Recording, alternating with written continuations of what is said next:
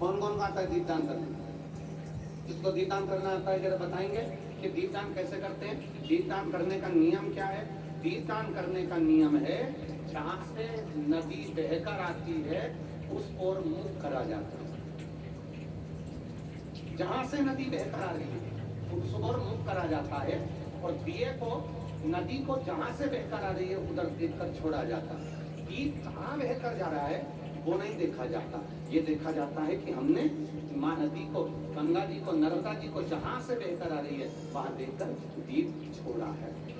अब गंगा जी के तट पर भगवान शंकर पार्वती जी 1.25 लाख दीप लेकर पहुंच गए।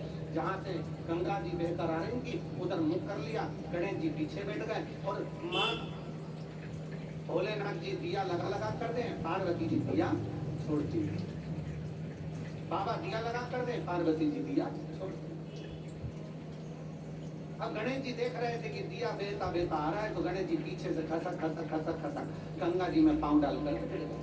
अब इनकी सूंड लंबी, जैसे दिया मैया विसर्जन करती, गणेश जी सूंड से पकड़ के वापिस रख दिए।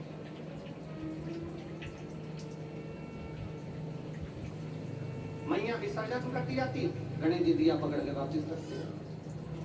4 घंटे बीत गए पर 1.25 लाख दीप जितने की जितने थे उतने की उतने बने रहे।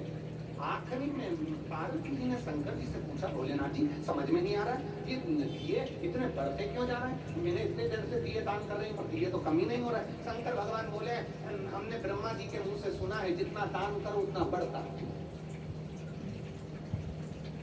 इसलिए दिए बढ़ रहे, इसलिए दीपक बढ़ रहे। पार्वती जी ने कहा तुम जल्दी जल्दी दिया दो। शंकर भगवान और जल्दी दिए देने लगे, गंगा जी में छोड़े, गणेश जी और जल्दी पकड़ के रख देना। थोड़ी देर बाद शंकर जी के पांव के पास में गणेश जी की सूंड नजर आ गई। जो सूंड नजर आई तो भगवान शंकर जी ने पार्वती जी से कहा, पार्वती जी तुम कर रही थी दिया कहाँ से बढ़ रहा है? कहीं से नहीं बढ़ रहा, तुम छोड़ रही हो, तुम्हारी औलाद पकड़ रही है।